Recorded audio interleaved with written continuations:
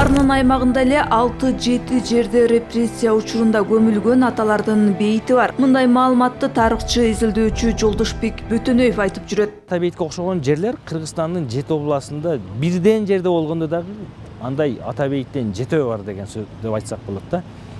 Бир эле Ош областында 5-6 жерде бар. Ош шаарынын жакка белинде, шаардын өзүндө. Мына мисалы азыркы мына оң жагыбызда МЧС бар. МЧСтин зданиясын куруп атканда ошол жерден канчалаган адамдын сөөктөрү чыккан.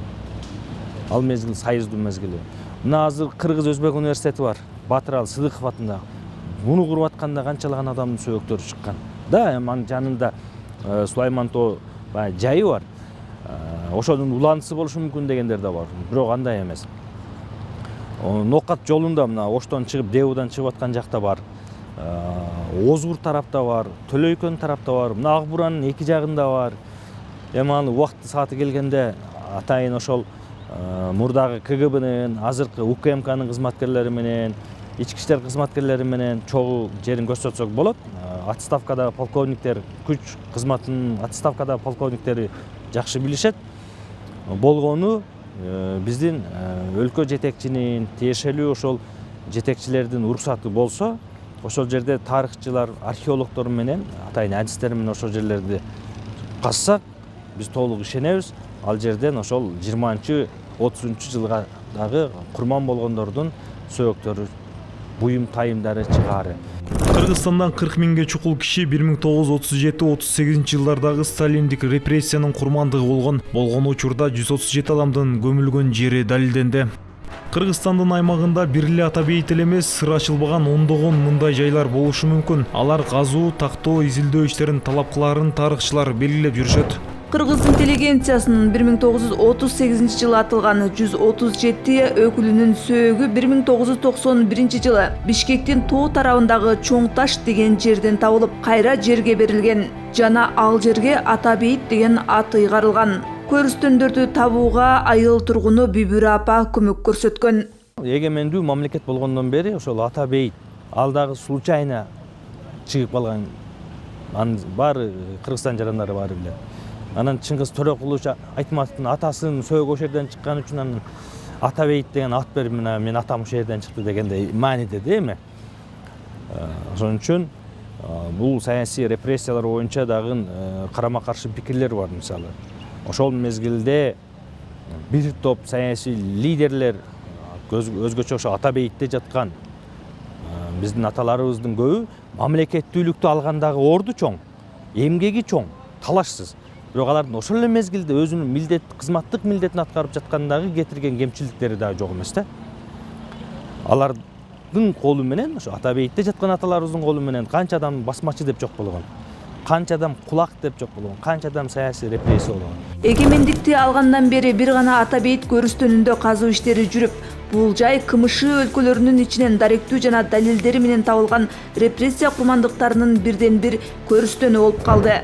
Кыргызстан эгемендик алган жылдардан кийин 1938 жылы улутчул эл душманы деген жалаа менен атылган 137 адамдын сөөгү көмүлгөн жер табылган. Сөөктөр кайра жерге берилип, ал жер ата бейит деп аталды. Ал жерди казганда 30-40 сантиметрге жетпей биринчи баш сөөк табылган. Эң ынанымдуу далил казган учурда табылган атууга чыккан соттун өкүмү тууралуу билдирме болду. Жумушчу топ түзүш керек, өкмөттөн тапшырма келиш керек. Мындай айтканда, азыр өкмөттөн тапшырма келбесе биз эч нерсе жасай албайбыз да. Мен азыр барып бир жерди чукулаган калкым жок. Мени кубалап чыгат.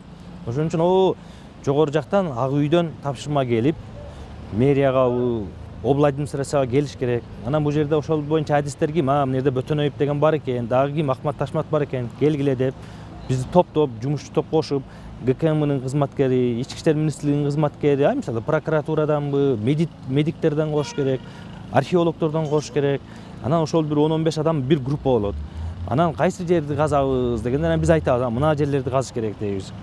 Анан ошол жерлерди казабыз. Мүмкүн казганда ал жерден чыкпайт, нарагыраагынан чыгып калышы мүмкүн, же берегинен чыгып калышы мүмкүн туурабы? Анан ошол ал оңой иш эмес да. Анан казуунун өзүнүн эрежелери бар, археология илими боюнча. Аларды казып, ар бирин аныктап чыгыш керек да. Ал сөөктөр чирип бүттү мисалычы.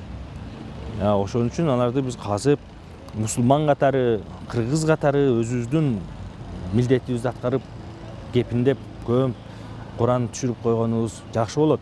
Анан мисалы Ош шаарына келген коноктор, башкалар ички баягы башка областтан келгендер болушу мүмкүн. Мисалы бул 7 областта тең бар да.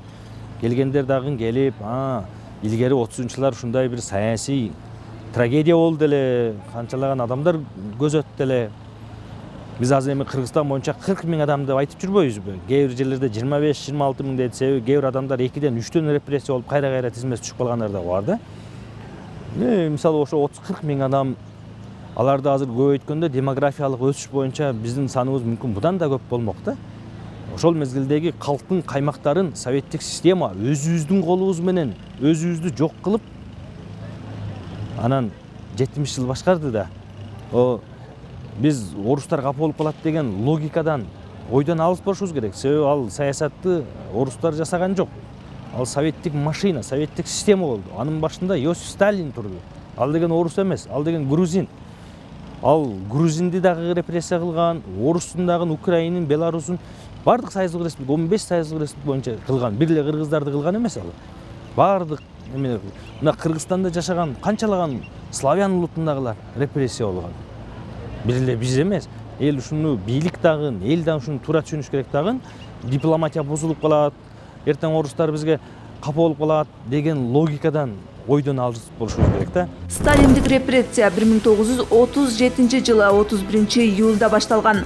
Ошол эле жылдын ошол эле күнүндө СССР тарыхындагы эң үрөй учурган документке кол коюлган. Ал документ НКВДнын номер 00447 жашыруун тездетилген буйрук эле. Токтомдо мамлекеттик кылмыш боюнча айыпталгандардын ишин тездетилген тартипте кароо, кечирим берүү жана даттанууларды кабыл албоо, соттун чечиминен кийин өлүм жазасына кесилгендердин өкүмүн тез арада аткаруу каралган эле. Биринчи жолу массалык түрдө кишилерди атуу 1937 жылы 2 августта Ленинграддын алдындагы Ливаш полигонунда жана 8 августта Подмосковьедеги Бутов полигонунда орун алган. Ушул эки гана жерде 45 жана 20 000 киши атып өлтүрүлгөн.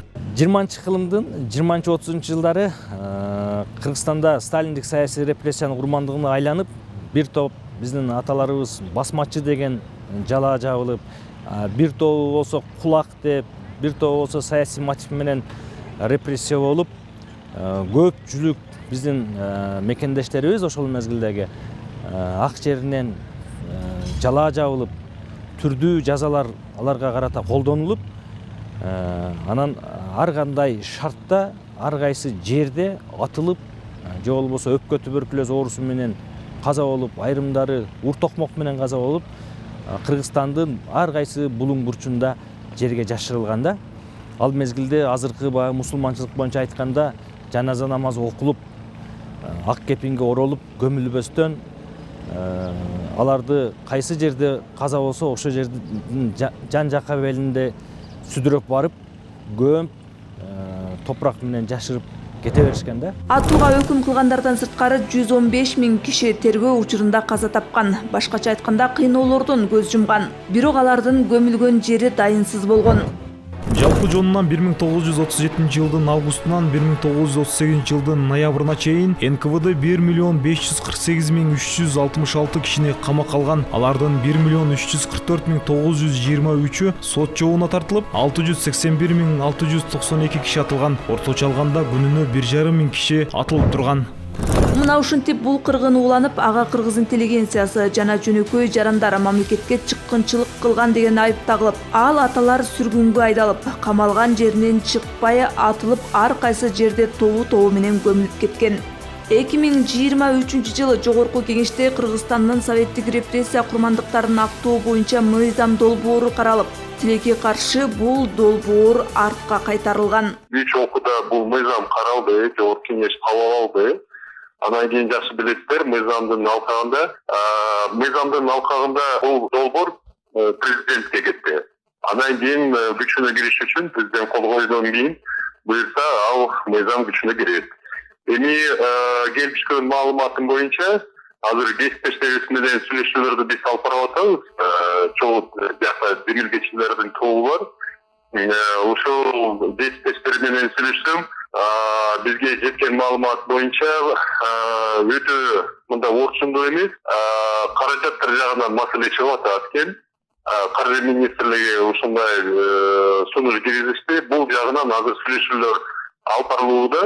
Буюрса ушул сүйлөшүүлөрдөн кийин бүтүр замат бул мыйзам кайра президент администрациясына жөнөтүлөт. Биздин максатыбыз боюнча тарыхчыларга жана биз туугандарына, урпактарына аларга тиешелүү жол ачып атабыз.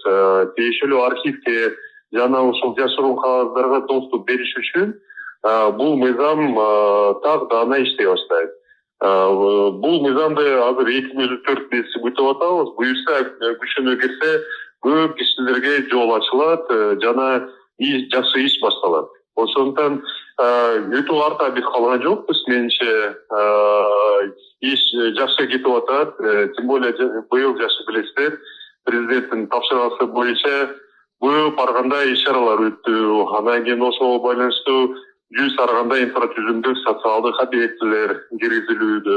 Ошондуктан менимче жакшы биротоло аргандай иш алып барып. Бул мыйзам күчүнө кирсе, кирер замат менимче аябай чоң жакшы эшиктер ачылат. Жарандарыбыз үчүн, ушул репрессияланган үй бүлөлөрү үчүн, алардын урпактары үчүн, неберелери үчүн, чөбүрлөрү үчүн. Ошондуктан азыр күтүп атабыз. Биз ошолорду убактысыз келмек турсун өтүп кетти. Ошолорду биз чукуп, казып, алардын өздүктөрүн аныктаганга аракет кылып, ошо Ата бейитке окшогон мемориалдык комплекске айлантып, 7 областта жок дегенде 7 жерде ошондойду уюштурсак болот да. Мисалы 5-6 жерде чыкса деле ошолордун баарын бир жерге апарып, кепиндеп, көмүп, мисалы да эми өздүктөрүн аныктап, тизмелерин жазып, архивдеги маалымат менен эмени кылсак болот. Мына жерде азыр Камчыбектин түрмөсү деген ат менен белгилүү болгон түрмөдө жаткан Кыргызстандын түштүк аймагы боюнча өзгөчө коркунучтуу элементтер деген басмачы болобу, кулак болобу, саясий мотив менен камалгандар болобу, мына ушул жерге камалып, ушул жерде айрымдары өпкө туберкулез оорусу менен өлгөн, айрымдарын ушул жерден атып өлтүргөн, айрымдарын уруп сабап өлтүргөн, ошолорду кайра айланып барып көмгөн эмес. Ушул эле мына айланада турат. Аларды биз болжолдуу жерлерин да билебиз. Ошол жерлерге азыр жогорку кеңеш тарабынан да 2-3 жыл башта бул маселелер боюнча маселелер көтөрүлгөн. Бул маселе боюнчачы мына ошону жандандырып, казуу иштерин жүргүзүп, аныктап, тарыхтын өзүнүн объективдүү чыныгы баасын бергенге аракетибизди жасашыбыз керек. Эми албетте ошол басмачы дегендерди биротоло эле аппак адам болгон, булар сүттөн ак болгон, периште болгон дегенден мен алысмын. Алардын айрымдарында чындап эле элге каршы иштегендер да болгон. Ошол эле кулак деген ярлык тагылып айдалган байманаптар, бийлер, мисалы казылар, молдулар дегендей, алардын дагы айрымдары мындай айтканда периштедей ак болгон эмес, алар дагы саясий мотив менен кетип репрессия болгондордун арасында да болгон. Ошон үчүн бир бетке эле аларды сүттөн ак болгон деп актап деген да туура эмес.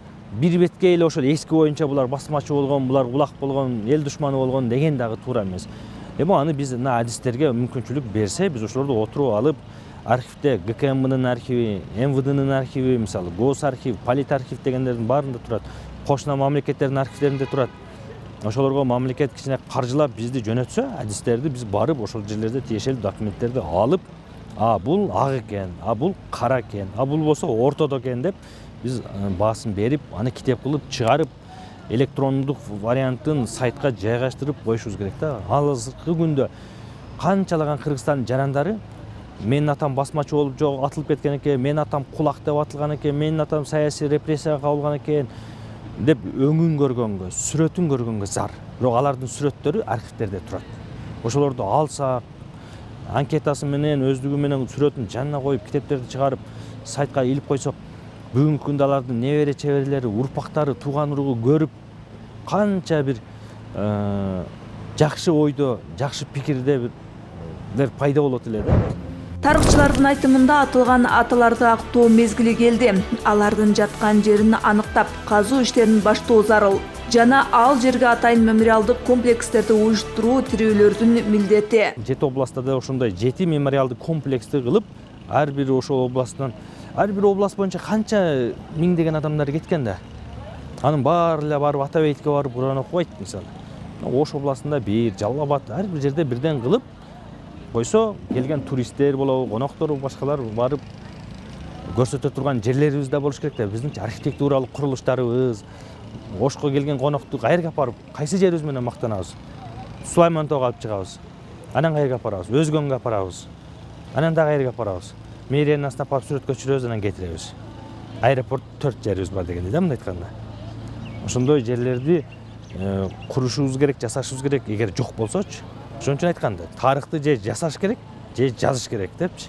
Биз азыр ушул экөөнү тең жасашыбыз керек да. Эгемендүүлүктү алуу оңойго турбаганы, азыркы заман үчүн биздин бейгүнөө ата-бабаларыбыз кыйноого алынып, атылып кеткени тарых барактарында бажырайып жазылып калды. Алардын эмгегин актоо ар бир кыргыз жаранынын милдети жана парзы.